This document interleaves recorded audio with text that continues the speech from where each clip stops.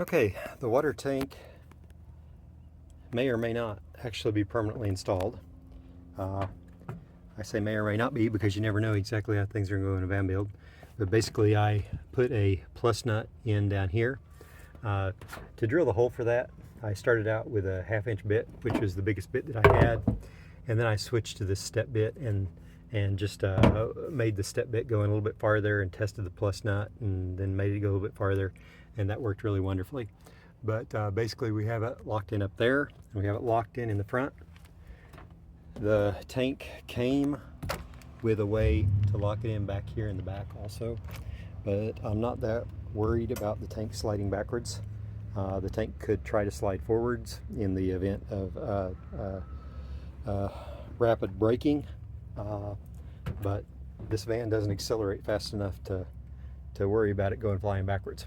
And so I guess if we got hit from behind really hard, it could cause the tank to shift backwards, but I'm not that worried about it. So I've got it locked in here and there, and this thing is just as solid as can be.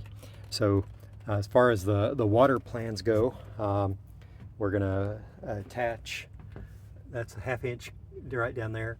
We'll attach that to the water pump, and the water pump goes to the accumulator, and then after that we get split off into the hot water heater and the cold for the sink. And I have the camera pointing right here because all that goes in here somewhere, and all that will still be figured out. But the water tank's there.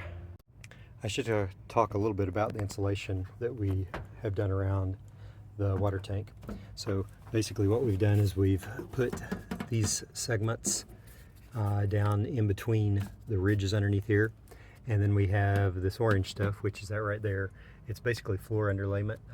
It's made for sound deadening and a little bit of insulation, but I put a layer of that under there just to provide a little bit more insulation on the ridges.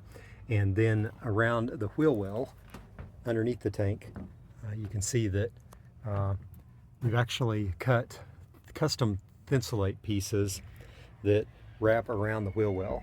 The ones that you just saw in the overhead are for this wheel well, but we did a similar thing underneath this tank, and so that is down in there, just providing a little bit of insulating value right around the wheel well.